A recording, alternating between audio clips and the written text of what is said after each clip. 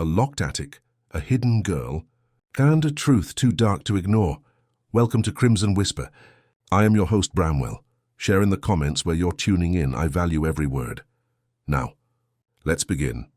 It was a dreary autumn evening in London when I received the message from Inspector Lestrade. The telegram, hastily scrawled in ink, suggested something unusual. It read, "Urgent. A strange case at the Fitzsimmons estate. A girl found dead in an attic. Scotland Yard is baffled. Please assist Lestrade." The peculiar phrase, "girl found dead in an attic," would have made many raise an eyebrow, but for Holmes it was an invitation. The fog had thickened as we boarded the cab. The city's cobbled streets shrouded in an oppressive gloom. The towering houses of the Fitzsimmons estate loomed ahead, their darkened windows like vacant eyes watching us approach. Holmes, ever calm, barely acknowledged the scene before him. But I knew that his mind was already at work, dissecting every detail of the case, even before he had set foot on the property. As we arrived at the scene, the mansion appeared even more foreboding in the shadow of dusk. Lestrade greeted us at the door, his face taut with stress, yet there was an unmistakable gleam of hope in his eyes. "I'm glad you've arrived, Holmes," he began, his voice strained. "This one's a strange one. The girl was found dead in the attic, but no one seems to know who she is. There's no identification on her, and no one's missing a child." Holmes took a long look at the building, his sharp eyes scanning every detail, every shadow. He turned to Lestrade, his voice flat. "The girl dead in the attic? I suppose you believe that a mere accident or a victim of fate?" Lestrade hesitated. "That's the thing, Mr. Holmes. She's not just any girl. No one knows where she came from or how she got there. The family, Fitzsimmons, insist they've never seen her before." Holmes was quiet for a moment, then strode purposefully towards the grand staircase that led up to the attic. He paused briefly, glancing at me. "There is more to this, Watson, much more." The attic was colder than the rest of the house, its damp air mixing with the musty scent of old wood. The body of the girl, pale and lifeless, lay sprawled on the floor amidst a tangle of old trunks covered with a plain sheet. Her features were delicate, her eyes wide open, as though she had seen something that terrified her in her last moments. Lestrade had already begun to organize the officers in a way that suggested he had given up on solving the case himself. A few officers were checking the windows for any signs of forced entry, while others seemed to focus on the furniture, looking for any misplaced clues. However, it was clear that they had already assumed the case was beyond their reach. Holmes, as always, went straight to work. He knelt by the girl's side, inspecting her in silence for several moments. I could hear the faint sound of his fingers tapping on the floorboards as he ran his hand over them, feeling for something out of place. "The girl's attire is not consistent with this house," Holmes murmured, inspecting the frayed lace at the edges of her gown. "Her dress is quite old-fashioned. From where did she come?" I stepped forward, looking at the body more closely, and indeed I saw that her clothes were not the kind one would expect from a family such as the Fitzsimmons. No, this girl belonged to a different time. She was far too delicate, too out of place for a girl in this wealthy household. Holmes continued his inspection, muttering under his breath. His eyes flitted around the room, seemingly focused on nothing yet everything at once. I followed him closely, intrigued by the direction his thoughts might be taking. Lestrade had been conducting his own investigation when he suddenly brought over a man, a tall figure who appeared quite distraught. He was introduced as Mr. John Fitzsimmons, the head of the household. His face was pale, his hands shaking with nervous energy. "I can't make sense of it, Holmes," he said in a quivering voice. "We never saw her before. She wasn't one of our servants, and certainly not one of my daughters. I don't understand how she ended up in our attic." Holmes stood motionless for a long moment, studying Mr. Fitzsimmons with his penetrating gaze. "It's odd that you should be so disturbed by a mere stranger. What's more curious is that she should be here and you not know her." Fitzsimmons stammered, clearly uncomfortable under Holmes's scrutiny. I don't know what you mean." "There's nothing strange about it. My family and I have no connection to this girl." Holmes, however, was already losing interest in Fitzsimmons. He gestured toward the window. "You say no one in the house knows this girl, Mr. Fitzsimmons? Then I would ask you to explain the rather peculiar set of footprints leading up to the attic window. These belong to someone quite familiar with the house." As the officers continued to search the mansion for further clues, Holmes took one last look at the girl's body. He motioned for me to join him and said, "It's not just the dress, Watson. Notice how this girl's eyes are wide open in shock, as though she was afraid of something that came from within these walls." He paused, his fingers tracing the girl's collarbone. "And here, just behind her ear, see how the skin is bruised as though someone had gripped her tightly before she died. It was subtle, but I saw it now. A tight grip. A struggle." This wasn't an accident. Holmes glanced at me sharply. "We are not dealing with an isolated incident. This is part of a much larger web of deception." Holmes stood silent for a moment, his gaze fixed on the girl's lifeless form. His fingers, still hovering over the delicate bruise behind her ear, seemed to capture a silent message that only his mind could interpret. Without looking at me, he murmured, "This was no simple death, Watson. Whoever did this had both access and a reason."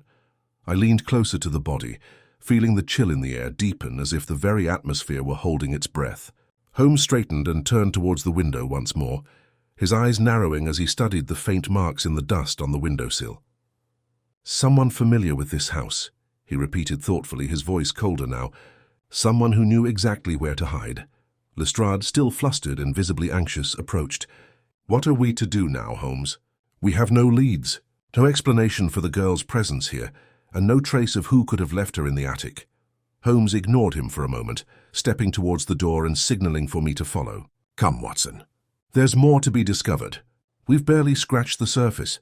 Outside the attic room, the long corridors of the Fitzsimmons estate echoed underfoot. The house, with its elaborate oak paneling and soft gas lights, seemed to grow colder with each step.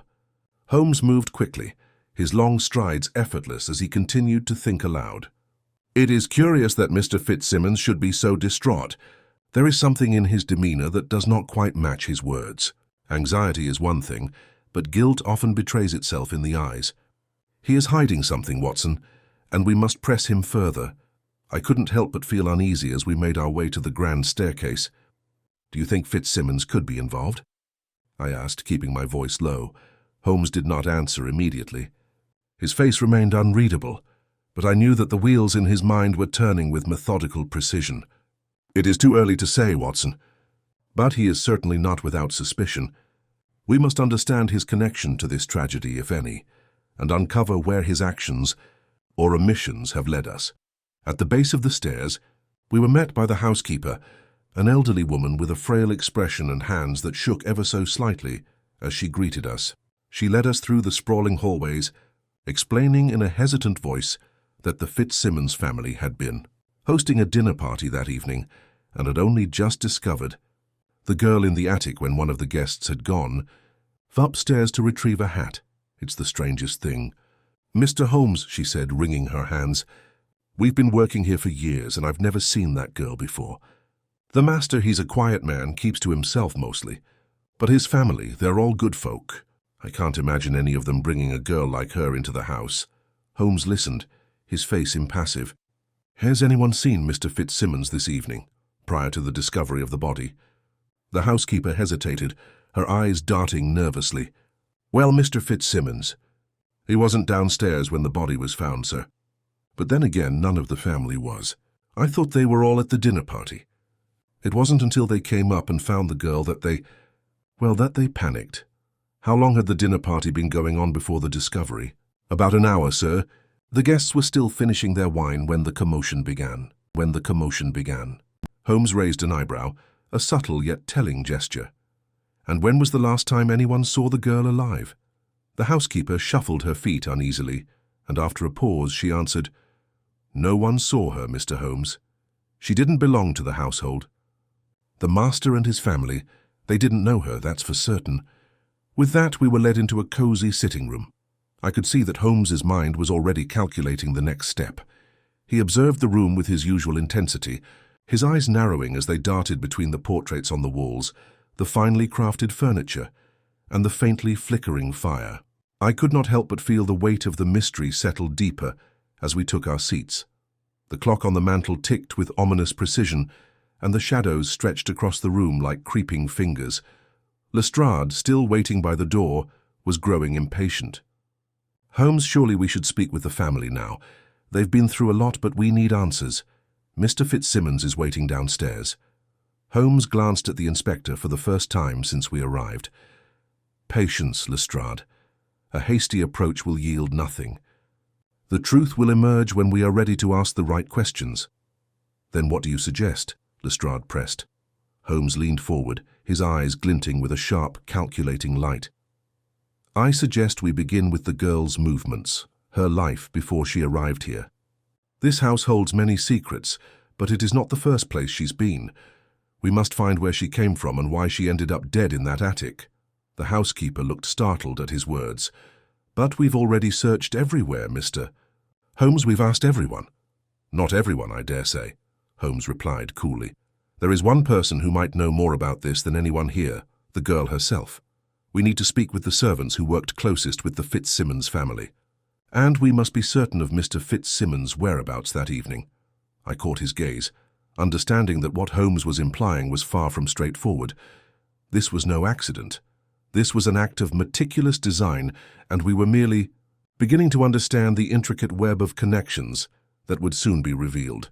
As we prepared to speak with the servants, Holmes offered a final cryptic remark. We will find the key to this mystery, Watson, and when we do, everything will fall into place. The hunt was far from over. It had only just begun. The evening passed with a palpable unease settling over the house. As Holmes had suggested, we began by speaking with the servants. The housekeeper, her hands still trembling, led us to the small servants' quarters at the back of the mansion. There, we found two maids, Lydia and Emma, both young women who appeared to have been caught off guard by our questions. Lydia, the older of the two, was first to speak, though she seemed unwilling at first to meet Holmes's gaze. "We didn't see the girl, Mr. Holmes," she muttered, her voice shaky.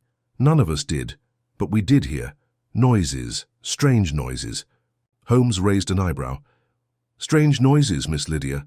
She swallowed, her eyes flicking nervously to Emma, who stood quietly behind her. "It sounded like someone was moving around upstairs. It wasn't usual, especially not at this time of night. The guests had all arrived and everyone else was settled downstairs." "What time did you hear these noises?" Holmes asked, his voice soft but commanding. Lydia hesitated. "It was about 7:30, sir, maybe a little later. The dinner had just begun, and I was clearing the dining room. I thought it might have been one of the children, but—" "Which children?" Holmes interrupted. "The Fitzsimmons children, sir. There are 3 of them, but they've never been allowed up in the attic, not without their parents." Holmes nodded, as if considering this information carefully. "And what about Mr. Fitzsimmons? Did he happen to be upstairs at the time?" Lydia shook her head.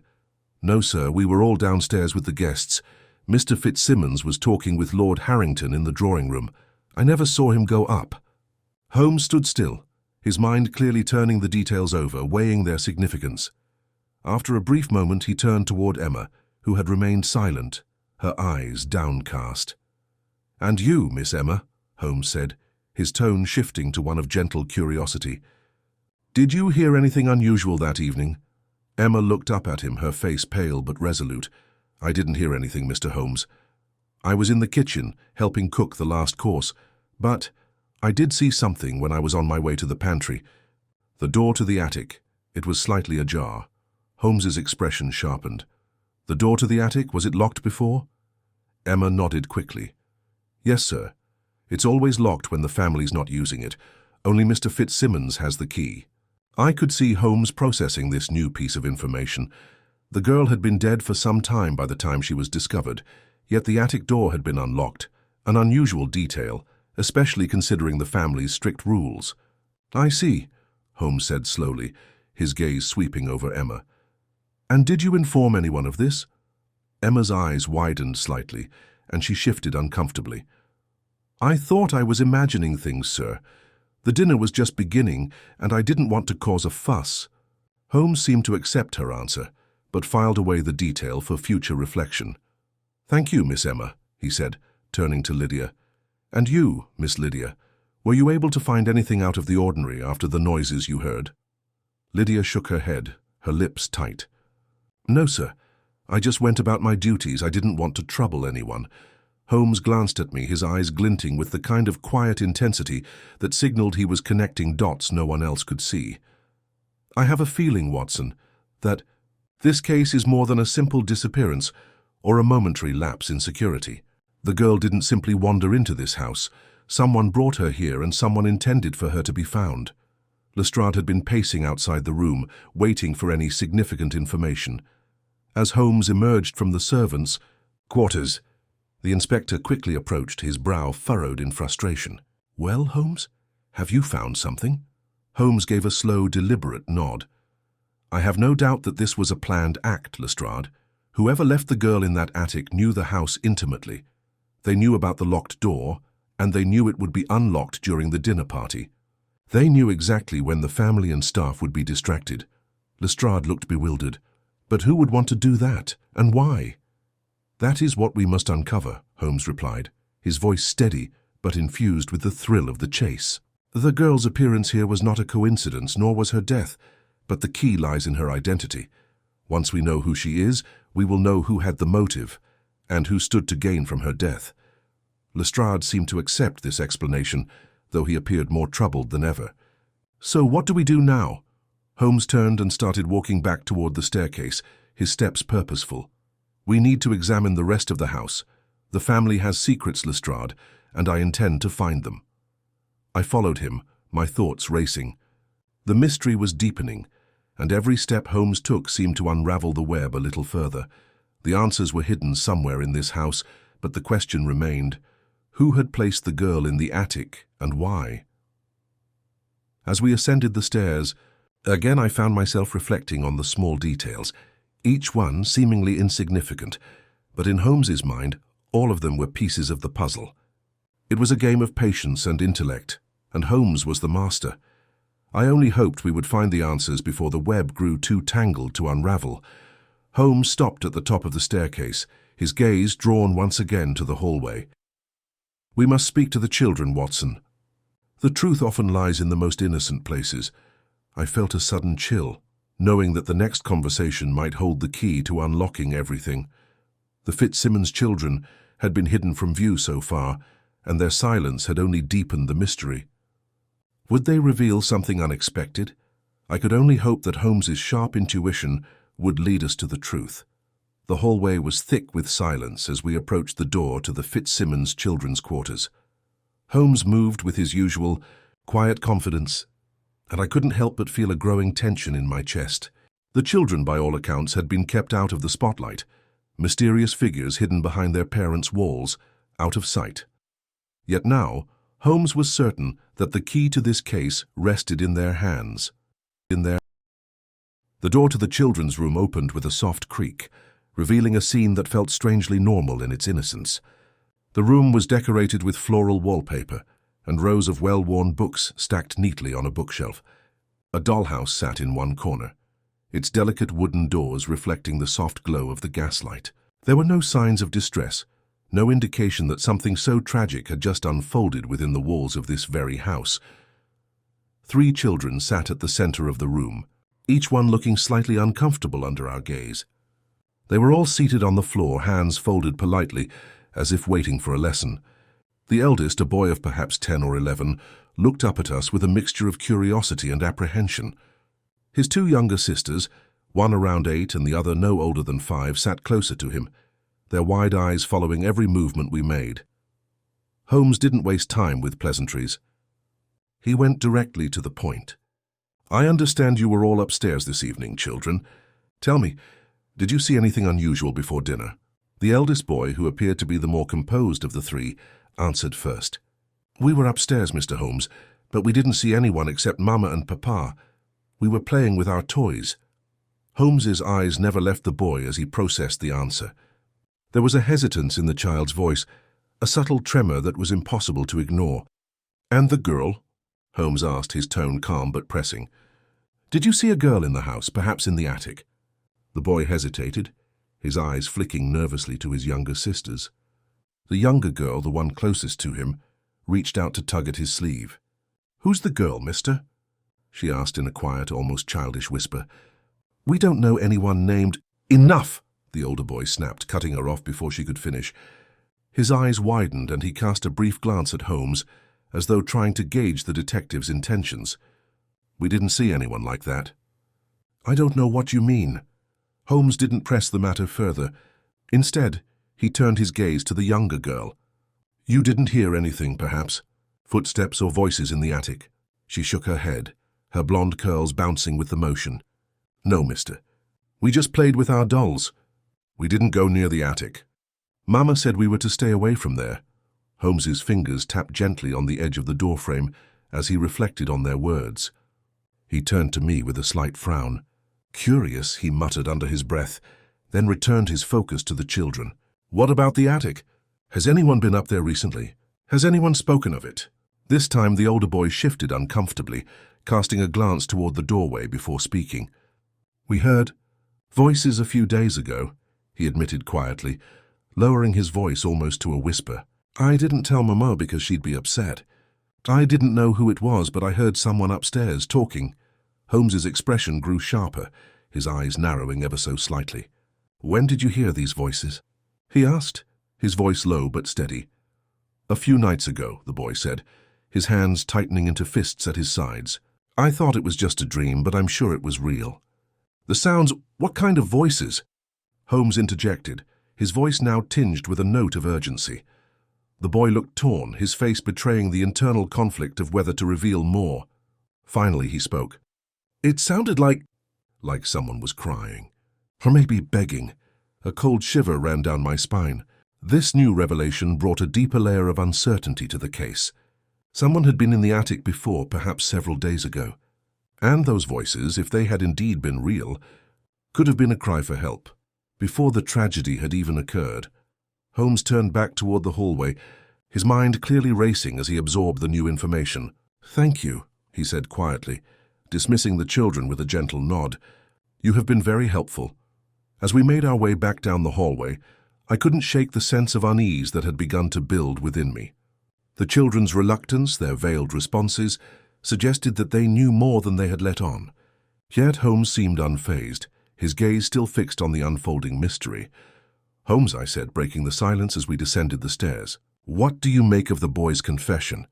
He heard voices coming from the attic, begging and crying. Holmes didn't answer immediately. He moved with purpose, his steps deliberate. Finally he spoke, his voice thoughtful. I believe that the boy's words are more than an innocent mistake. There is something significant in those cries, Watson, something that ties the girl's death to the events of the past several days. But what could it mean? I asked, trying to keep up with Holmes' quick pace. It means that the girl was not the first to suffer, Holmes replied, his tone grim. Those cries were a message, a warning perhaps, and the girl, whoever she was the one who paid the ultimate price. Lestrade, waiting by the door, looked at us with impatience. Holmes, have you found something? Is there a lead? Holmes looked up at the inspector, his expression unwavering. A lead? Yes, but the true question, Lestrade, is not what has been found. It is what has been hidden. With that, Holmes turned back toward the front of the house, his mind already 3 steps ahead of the rest of us. The pieces were coming together, slowly but surely, and I could feel the tension in the air as we followed him into the unknown.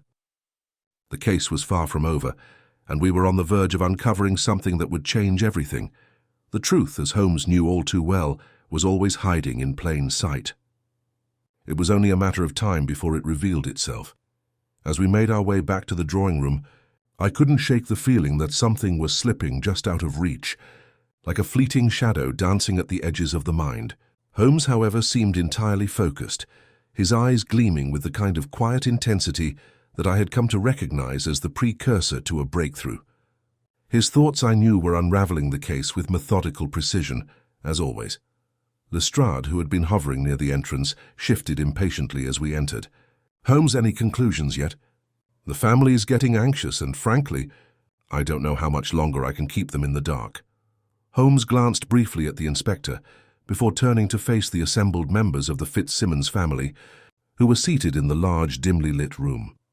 Mr. Fitzsimmons looked every bit the part of a man under pressure, his hands gripping the arms of his chair in a visible display of anxiety. His wife, on the other hand, sat perfectly still, her expression unreadable, while their children remained somewhat removed, their faces masked by confusion and fear. Holmes' eyes flicked over each of them, as though weighing their presence in the room, but his attention soon settled on the man who had thus far been the most elusive in his responses, Mr. Fitzsimmons himself. "You've been very cooperative, Mr. Fitzsimmons," Holmes said, his tone cordial but with an underlying sharpness that suggested he was far from finished. "But I must ask you once more, have you ever seen the girl in the attic before?" Fitzsimmons' face twitched ever so slightly, a faint bead of sweat forming at his temple, despite the coolness of the room. "I told you, Holmes, I've never seen her in my life," he replied, his voice just a touch too firm. Holmes' lips quirked into a faint, almost imperceptible smile. "And yet it seems, Mr. Fitzsimmons, that there's more to this than you're letting on." The room seemed to tighten with anticipation, and I could see Lestrade shift uncomfortably, as though bracing himself for some kind of revelation. "Holmes, what exactly are you implying?" "I'm not implying anything, Inspector," Holmes replied coolly. "I am stating that this case, as it stands, is far from what it appears to be. The girl in the attic is not a mere stranger to this house. She was placed there deliberately. The question now is why?" Mr. Fitzsimmons stiffened, his jaw clenching as if struggling to contain his emotions. For a moment no one spoke. It was as though the very air in the room had thickened, charged with an undeniable tension. Then, with a sudden burst of energy, Holmes took a step closer to Fitzsimmons, his eyes narrowing. "Your reluctance to acknowledge the girl isn't simply a matter of forgetfulness or confusion. It's more personal, isn't it?" Fitzsimmons blinked, his gaze darting briefly toward his wife, then back to Holmes. His lips parted, but he said nothing. Holmes, sensing the hesitation, pressed on. "You've been hiding something, Mr. Fitzsimmons, and I think I know what it is." There was a brief, almost imperceptible flicker of recognition in Fitzsimmons' eyes, but he recovered quickly, masking it with a forced air of composure. "I have no idea what you mean," he said, his voice devoid of warmth. "I've told you everything I know." "This is absurd," Holmes didn't falter. Instead, his gaze shifted to the window as if considering the puzzle from a different angle. "Your behavior, Mr. Fitzsimmons, has been far from typical for a man who has nothing to hide. There's something you're protecting, and it's not just the girl." "No, it's much closer to home, isn't it?" "Closer to home, isn't it?" At those words, the entire room seemed to exhale, as though a collective breath had been held too long. Mrs. Fitzsimmons, who had remained silent up to that point, finally spoke, her voice quiet, but laced with a tension that matched the room's atmosphere. "You don't understand, Mr. Holmes. You don't know what it's like to have a family, to protect them at all costs." Holmes turned sharply toward her, his eyes narrowing slightly, sensing an opening. "Protection," he repeated thoughtfully as though tasting the word. "Tell me, Mrs. Fitzsimmons, who exactly are you trying to protect?" The question seemed to hang in the air, charged with a weight that neither Mrs. Fitzsimmons nor her husband was prepared for. Mrs. Fitzsimmons shifted uncomfortably in her seat, her hands trembling slightly in her lap. "I don't," she began, but her words faltered. Holmes, ever perceptive, pounced. "You don't need to say anything more, Mrs. Fitzsimmons. It's all becoming clearer now." I watched, rapt, as Holmes moved deliberately toward a small cabinet in the corner of the room. He opened it with a swift motion, pulling out a letter, one I had not noticed before. Its edges were worn, the paper faded with age. Holmes held it up to the light, his expression unreadable. "This letter," he said, holding it out toward Mr. Fitzsimmons, "appears to have been carefully hidden, but it tells a story, doesn't it?" Mr. Fitzsimmons glanced at the letter with barely concealed panic. "Where did you find that?" he asked sharply, his voice rising. Holmes smiled thinly. "I believe you know exactly where it was found. Mr. Fitzsimmons, the question now is whether you'll tell me who wrote it and why it was hidden in such a manner." For a moment, Fitzsimmons seemed on the verge of speaking, his face betraying a conflict between guilt and fear. But then, just as quickly, he clamped down on his emotions, locking them away behind a mask of stoic indifference. Holmes didn't press further. Instead, he turned to me, his eyes gleaming with quiet triumph. "Watson," he said, his voice low, "I believe we are finally on the right track."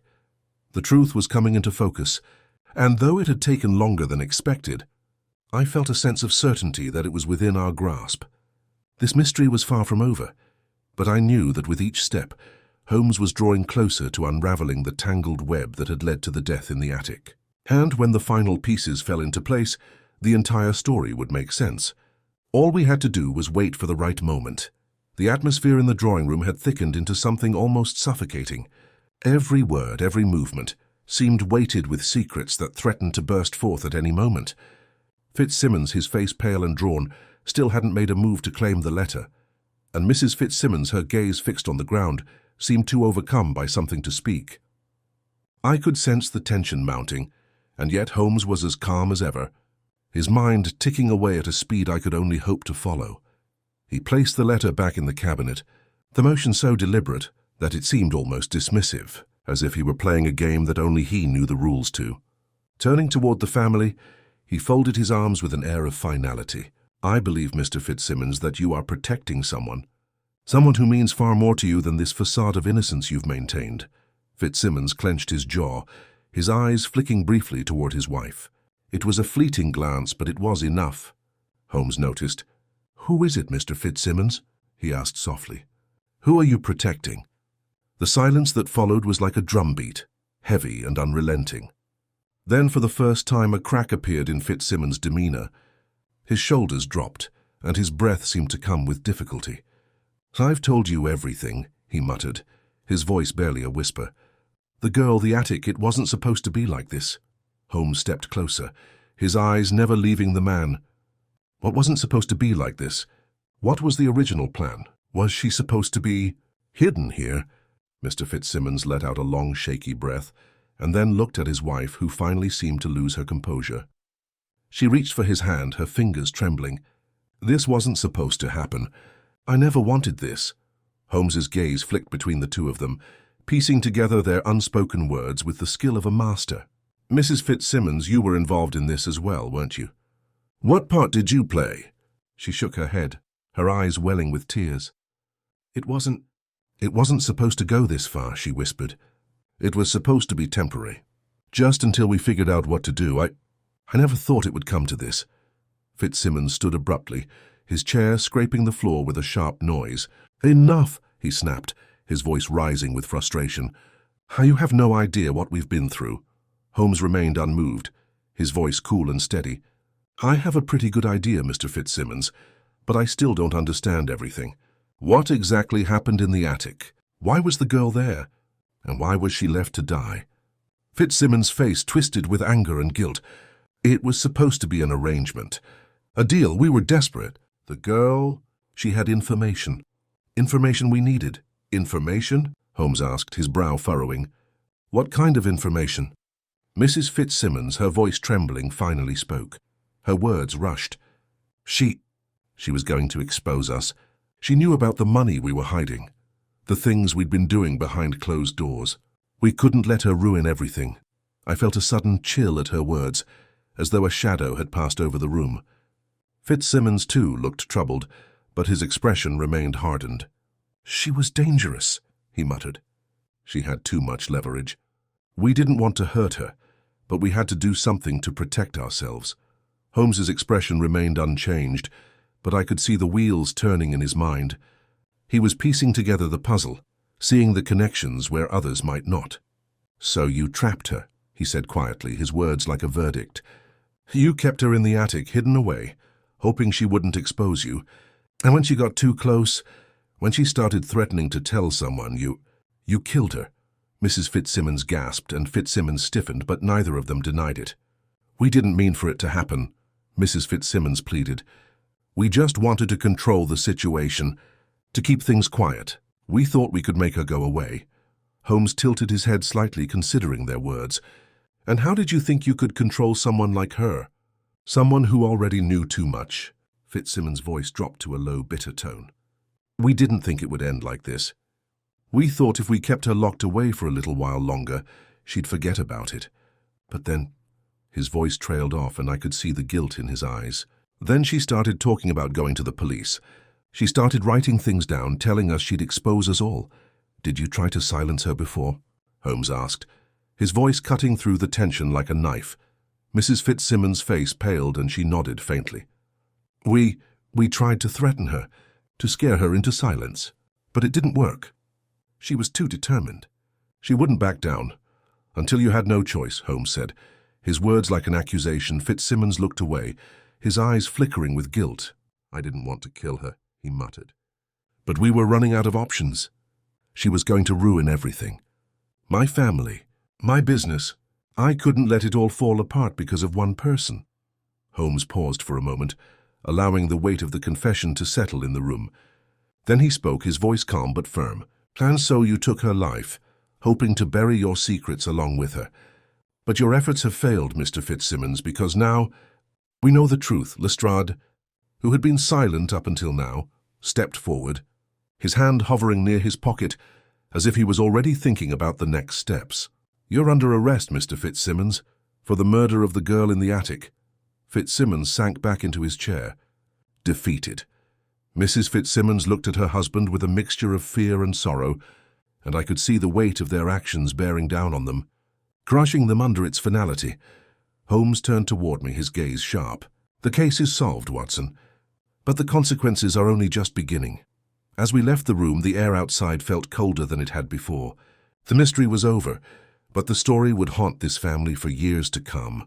The truth had come to light, but at a terrible cost. As Lestrade made the arrest, his men moved swiftly to secure the Fitzsimmons estate. But the weight of the evening's revelations lingered, thick in the air. Mrs. Fitzsimmons, her once stoic face now twisted with grief and horror, remained silent, her eyes vacant as she stared at the floor, as if she were unable to process the reality of what had just unfolded. Fitzsimmons, though handcuffed, looked like a man who had been stripped of everything: his dignity, his wealth, his entire life. I couldn't help but wonder what he had felt in that moment, when the truth had come crashing down, when the lies he had woven so carefully finally unraveled. Holmes, however, seemed unaffected by the scene. He stood calmly, his gaze flicking over the room, but his mind was already elsewhere. As the officers moved the Fitzsimmons family to separate rooms for further questioning, Holmes turned to me with a quiet intensity. "It's over, Watson. But there's more to this story. We still don't know everything about the girl, her true identity, and the full extent of the Fitzsimmons motives. I raised an eyebrow, uncertain what more there could be to uncover.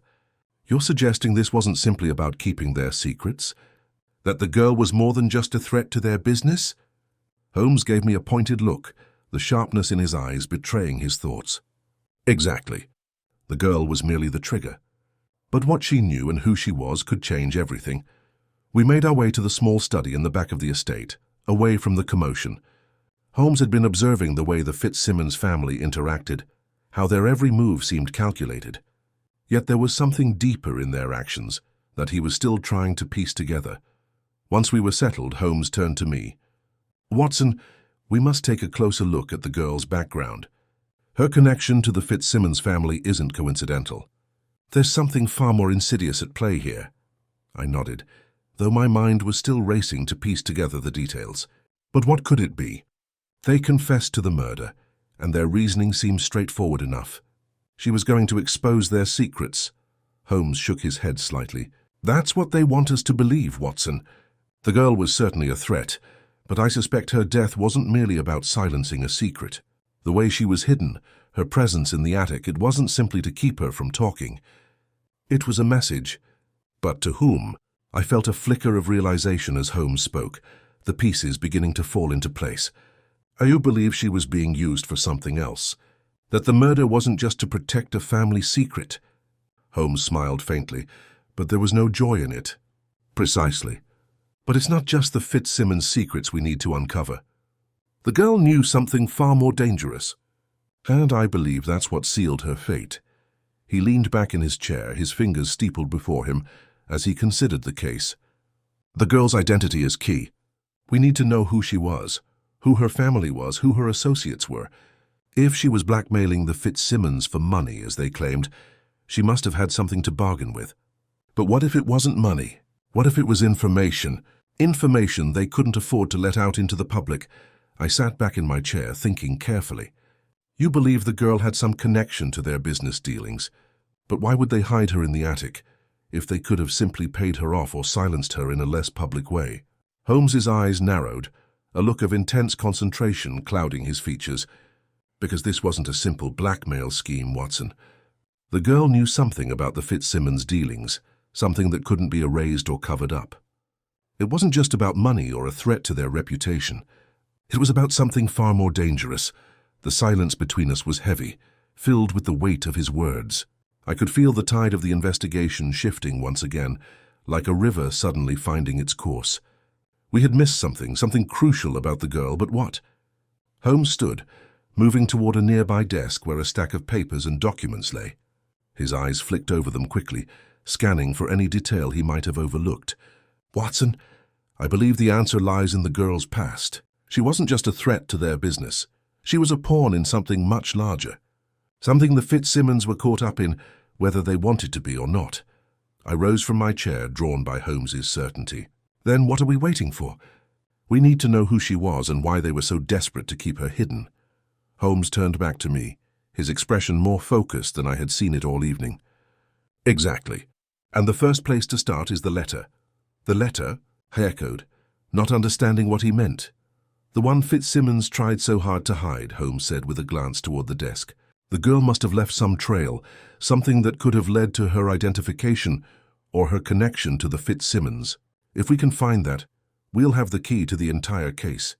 The urgency in his tone was unmistakable, and I understood then that we were no longer simply chasing the shadow of a murder. We were about to uncover something far darker, something buried deep beneath the surface of this quiet family's life. And I had no doubt that whatever it was, it would be far more dangerous than either of us had imagined. We moved quickly, gathering our coats and preparing to leave the study. The next step in this investigation was clear now, and Holmes was already steps ahead, his mind racing toward the next revelation. We had only begun to scratch the surface, and I had no doubt the answers we sought would come at a price. As we left the study, the house felt colder, as though it were absorbing the weight of the confessions and the truths that had been unearthed. Holmes led the way through the dimly lit corridors, his mind already shifting to the next part of the puzzle. His steps were purposeful, his demeanor unyielding, as though each moment was bringing us closer to unraveling the tangled web that had ensnared the Fitzsimmons family. "We need to find that letter," Holmes murmured, more to himself than to me. "It holds the final piece to this mystery, Watson, and I believe it's still in the house." I nodded, though my thoughts were still racing, trying to piece together what Holmes had implied. The girl wasn't just a victim of a family secret. She had been a part of something larger, something the Fitzsimmons had been desperate to keep hidden. The letter, Holmes was convinced, would unlock the girl's true role in this conspiracy. We made our way to the study once again, where Holmes's sharp eyes immediately scanned the cluttered desk, the drawers and the walls. The room, though orderly in its appearance, seemed to hold its own secrets, the very air thick with the feeling that something vital was just out of reach. Holmes went straight to the cabinet where Fitzsimmons had hidden the letter earlier. He tested the lock, his fingers moving with practiced precision. After a few moments, he opened it. The letter was gone. A brief flicker of disappointment passed across Holmes's face, but it was gone as quickly as it had appeared. He didn't seem the type to linger on setbacks. Instead, his gaze sharpened. "It's been removed, Watson, but not by chance." I felt a tightening in my chest as the realization dawned on me. The letter had been taken intentionally, hidden somewhere else. Someone was trying to keep it out of our hands, and that only heightened the importance of what it contained. Holmes didn't hesitate. His eyes scanned the room again, this time more intently. "The letter isn't gone, Watson.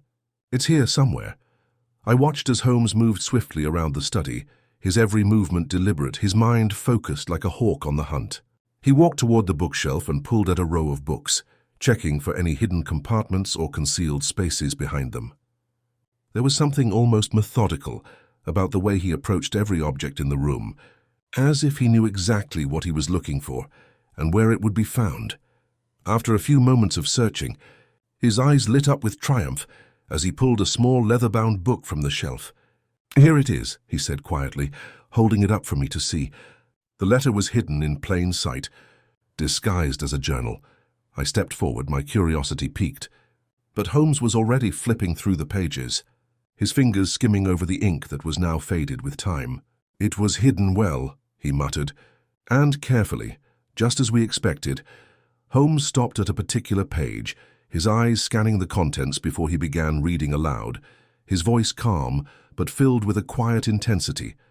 "To whom it may concern, The dealings of the Fitzsimmons family are far from straightforward. While they have created an image of wealth and respectability, their foundations are built upon lies. I possess the evidence to bring everything down. But my safety is not assured. I need your help to expose them. He paused, the weight of the words settling in the room. I felt the room grow colder, the truth of the girl's situation coming into sharper focus. She had been more than just a threat to the Fitzsimmons' secrets. She had been the key to their undoing. And now in her final moments, she had left a trail that could lead us straight to the heart of their deception. "Who wrote this letter, Holmes?" I asked quietly, my mind racing with the implications of the girl's words. Holmes's lips pressed together, and for a moment he seemed deep in thought. "The handwriting matches the letter we found earlier, the one that Fitzsimmons tried so hard to hide. But this—" He paused, his voice barely above a whisper.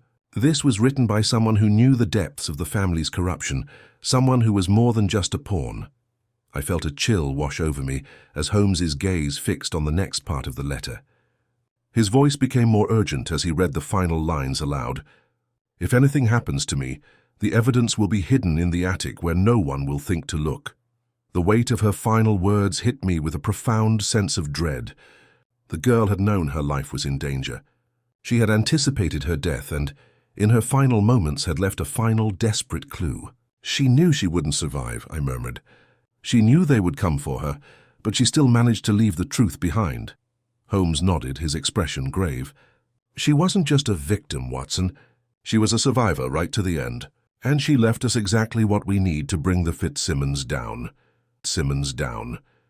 The realization settled heavily between us. The girl whose life had been cut short in such a brutal way had been a far more complex figure than we had initially thought. She wasn't merely the girl in the attic. She was a whistleblower, a force of reckoning against a family built on lies, and now her death had set the stage for the ultimate exposure of the Fitzsimmons' darkest secrets. Holmes stood up, his movements swift and purposeful as he tucked the journal into his coat. "We've uncovered the girl's role, Watson, but the final piece is still missing. We need to find out who she was working with and how far the Fitzsimmons' corruption truly extends." I nodded, feeling the gravity of the situation. We had uncovered the first layer of the conspiracy, but the web stretched far wider than we had imagined. Then what now? Holmes's eyes gleamed with the excitement of the chase. "Now we take the fight to the heart of their operation. The truth is out there, Watson, and we will find it, no matter what it takes." The hunt was far from over, but with each step Holmes was closer to bringing everything into the light. The game had only just begun. We left the study, the letter still fresh in Holmes's mind as he paced quickly through the corridors. The weight of the discovery hung over us, but Holmes was already moving forward, his mind shifting rapidly to the next step. He had that look in his eye, the one I had come to know well, that indicated his thoughts were already racing toward the heart of the mystery. "We have the letter." "Watson," he said, his voice calm but edged with determination. "But there's more we need to uncover. The girl's words are the final clue, but we must find her connections. Who was she working with? And who did she trust enough to confide in?" I nodded, trying to keep up with the rapid flow of Holmes's thoughts. "So we need to find out who she was working with. You believe this isn't just about the Fitzsimmons family?" Holmes stopped abruptly, turning to face me. "Exactly. The Fitzsimmons are merely a part of this puzzle. The girl knew something far more dangerous than her family's financial secrets. She was in deeper than they were willing to admit. Someone else must have been pulling the strings." I could feel the gravity of his words as he moved swiftly, his footsteps echoing in the stillness of the mansion. The air felt charged, as if every shadow in the house hid another secret, each room holding its breath until it, too, was exposed. We approached the main hall where Lestrade and his officers had gathered, preparing to transport the Fitzsimmons family. Holmes didn't stop to speak with them. His focus was elsewhere. The letter had given him just enough to build on, but not enough to unravel the larger conspiracy. He was still missing a key element, a crucial thread that would tie everything together. "Holmes," I said, my voice low as I caught up to him. "What's our next move?" He stopped and turned to me, his gaze sharp and calculating. "We need to look beyond the immediate family. We need to find out who the girl was meeting with in the days leading up to her death. Someone must have been her contact, her ally. She couldn't have gathered such damning information on her own. I knew then that Holmes was already heading toward the estate's records. He was thinking strategically now. If they had any chance of finding out who had been involved in the girl's life, the family's business dealings and their enemies, it would lie within the estate's financial documents, correspondences, and perhaps even more personal records, anything that might have shown a pattern, a connection. Lestrade seemed eager to move forward with the arrest, but Holmes barely acknowledged him as we made our way toward the family's private study. There the papers and ledgers of the Fitzsimmons family were kept, a vault of financial and personal secrets, the kind that could expose not just the lies of the family, but perhaps the true depth of their corruption. Holmes wasted no time once we entered the study. He immediately began scanning the papers scattered across the desk, flipping through ledgers, business contracts, and letters. "Here," he said, pulling a few sheets from a folder. "A series of letters exchanged between the Fitzsimmons family and a man named Edward Malvern. It appears he's been involved in several transactions with them over the years." I stepped closer, looking over the documents in Holmes's hands. "Malvern? What's his connection to the family?" Holmes's lips tightened as he examined the documents more closely. "Malvern has been involved in a number of shady deals. These transactions are marked with high-level secrecy and suggest that he's more than just a business partner. The girl, she must have known something about these dealings. Perhaps Malvern was her contact." I frowned as I considered the name. "Do you think Malvern was the one she was trying to expose?" Holmes's eyes gleamed with recognition. "I believe he's the key to the entire affair, but we still don't have enough evidence to confirm his direct involvement. The letters alone aren't enough. We need to speak with him." Without another word, Holmes gathered the papers and tucked them under his arm, his mind already turning to the next step. "Let's pay Mr. Edward Malvern a visit." Lestrade, who had been quietly observing, finally spoke up. "You believe Malvern's involved in the murder?" Holmes's gaze flickered to Lestrade, and for a moment there was a glint of something almost akin to impatience in his eyes. "I believe Mr. Malvern is involved in something far more dangerous than a simple murder, Inspector. But we need to approach him carefully. If he is as deep in this as I suspect, he will do everything in his power to cover his tracks." We left the Fitzsimmons estate shortly after, and the journey to Malvern's residence was silent, save for the faint rustle of the papers in Holmes's hands. The tension between us grew thicker with each passing minute, as if the very city was holding its breath. I knew Holmes was preparing for something big. His mind, as always, was a step ahead of everyone else, but the deeper we went, the more dangerous the situation became. By the time we arrived at Malvern's estate, the late afternoon sun had begun to dip below the horizon, casting long shadows across the manicured grounds. The place was grand, but there was something unsettling about it. The windows were dark, the estate silent, and the once pristine lawn was now overgrown as if it had been neglected for years. Holmes knocked on the door with his usual unhurried precision. A moment later, the door creaked open, revealing a butler who seemed caught off guard by our arrival. "Is Mr. Malvern at home?" Holmes asked, his voice steady. The butler hesitated, then nodded. "Yes, sir, Mr. Malvern is expecting you. Please follow me." As we were escorted into the house, I could feel the weight of the moment settling in. We were finally on the cusp of unmasking the true villain in this story, but I knew that the confrontation with Edward Malvern would be the most dangerous part of this entire investigation. Holmes was determined to uncover the truth, but in doing so he was walking right into the heart of the storm. And I feared that when the final revelation came, it would be far more than we had bargained for. The butler led us through the darkened halls of the Malvern estate, the floorboards creaking beneath our feet, adding an unsettling rhythm to the otherwise silent atmosphere. The house felt cold, despite the warmth of the evening air outside, as though it too were holding its breath in anticipation of what was to come. Holmes moved ahead, his steps measured and calm, but I could sense the intensity in his demeanor, the quiet undercurrent of determination that ran through him. His mind was already several steps ahead, calculating every potential move, every word he would say. I, on the other hand, couldn't help but feel the growing tension in the air as though something was about to snap.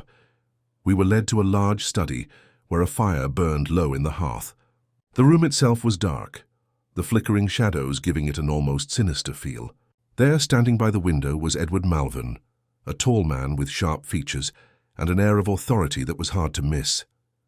He turned as we entered, his piercing eyes studying us with a sense of curiosity. But there was something guarded in his gaze, a hint of suspicion. "Mr. Holmes," Malvern said, his voice smooth but edged with a kind of forced politeness. "I wasn't expecting visitors at this hour. What can I do for you?" Holmes stepped forward, his eyes never leaving Malvern's face. "Mr. Malvern, we're here because we have some questions regarding your dealings with the Fitzsimmons family."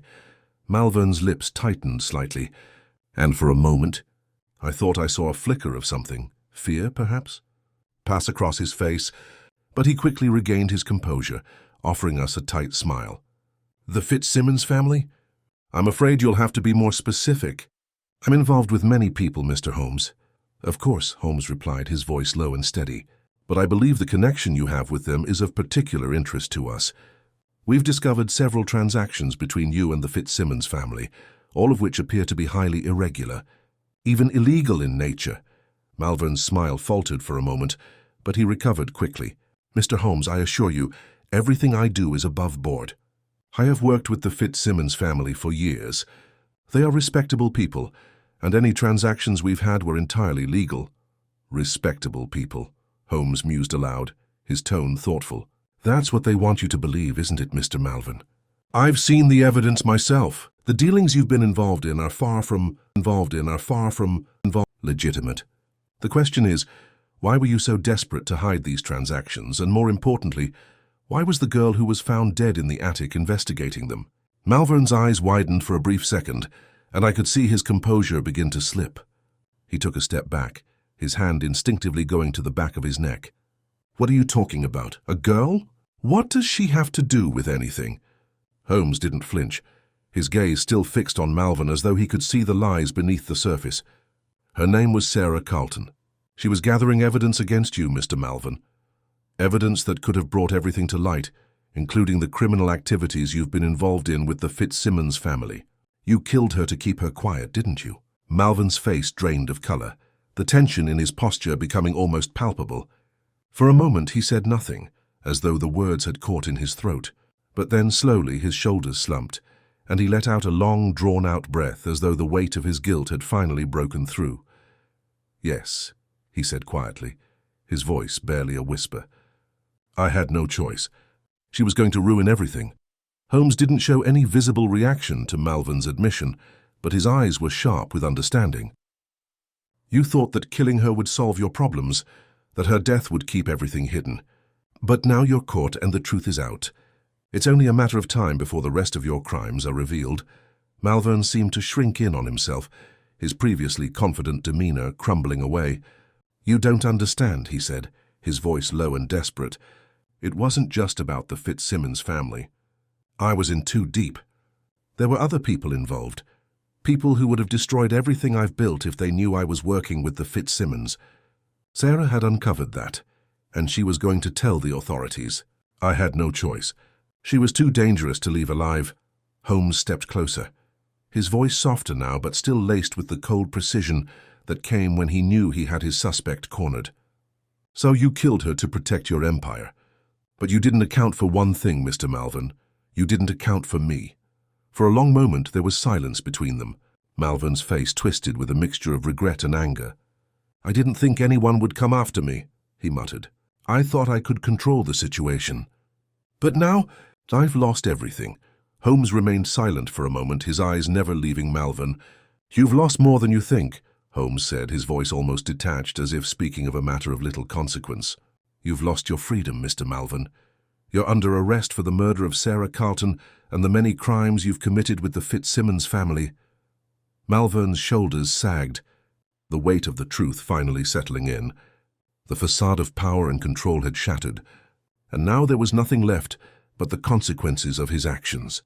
As Lestrade's men moved to arrest Malvern, Holmes turned to me with a small knowing smile. "It's done, Watson. The last piece has fallen into place." I couldn't help but feel a sense of closure. The case had taken us to unexpected places, each revelation darker than the last, but in the end the truth had come to light. The girl in the attic, Sarah Carlton, had been the key. Her final act of defiance unraveling a dangerous web of deceit and corruption. As we left the Malvern estate, the weight of the case still hung heavily in the air, but I knew we had uncovered something far greater than a simple murder. We had uncovered the truth, and in doing so, we had exposed the darkness hidden beneath the surface of the Fitzsimmons family, Edward Malvern, and a network of corruption that stretched far beyond what we had initially imagined. For Holmes, it was just another case solved. For me, it was a reminder of the price we sometimes pay for uncovering the truth. The final piece of the puzzle had fallen into place. As Holmes and I left the Malvern estate, the darkness of the evening seemed less oppressive, though the weight of the investigation lingered in my mind. The journey that had begun with a simple, seemingly unimportant murder had unraveled a vast web of corruption, deceit, and manipulation. Yet, as Holmes often pointed out, the most dangerous criminals were often the ones hiding in plain sight. Malvern's arrest had sent shockwaves through the web of criminal activity he had woven with the Fitzsimmons family, but it was not just about exposing their illegal dealings.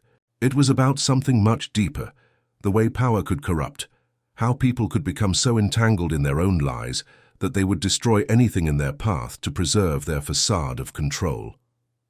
It was a theme Holmes often encountered, and each time it never ceased to shock me how easily lives could be manipulated and destroyed. As we arrived back at the police station, Lestrade greeted us with a tired but grateful smile.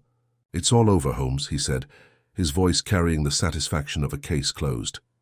"Malvern's been taken into custody, and the Fitzsimmons secrets are finally out. It's a massive scandal, but one that's been long overdue."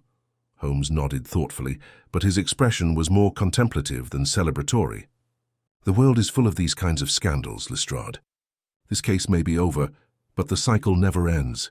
There will always be another villain, another web of lies to uncover." I stood beside Holmes, the weight of his words settling over me. For all his brilliance, there was something almost weary in the way he looked at the world. It was as though each case, each revelation, added another layer of burden to his shoulders. The pursuit of justice had a cost, and Holmes paid it daily, sometimes without even realizing the toll it took. "Holmes," I said after a pause, "what about Sarah Carlton? What happens now for her?" Holmes looked at me, his gaze softening just slightly. "She was the real hero of this case, Watson. Without her determination to expose the truth, none of this would have come to light. Her death was tragic, but it was not in vain. In the end, she ensured that the Fitzsimmons and Malvern's crimes could not remain hidden forever." We stood there for a moment, the world outside the station carrying on as usual, oblivious to the secrets that had been uncovered in the quiet corners of the city. In the end, the case had brought a kind of resolution, but it also reminded me of the fragility of life and how easily the truth could be buried until someone had the courage to seek it. Holmes gave one final glance toward the window, his sharp mind already turning to the next challenge, the next mystery. But for once there was a flicker of contentment in his eyes. The case had been solved, the villain had been caught, and the innocent had been avenged. "We've done what we can, Watson," he said, his voice tinged with satisfaction. "But the game is never truly over. There are always more mysteries to solve, always more hidden truths to uncover." As we left the station, I couldn't help but feel a strange sense of peace. The case had been complicated, fraught with danger and deception, but in the end justice had prevailed. For now at least, the shadows had been dispelled and the truth had won out. But I knew Holmes was already thinking about the next mystery, the next challenge. And as always, I would be there at his side, ready to see it through. In the end, it was a reminder that in Holmes's world, there would always be another case waiting to be solved, another truth to uncover. But as long as the detective was around, there would always be someone to find it. Someone to find it.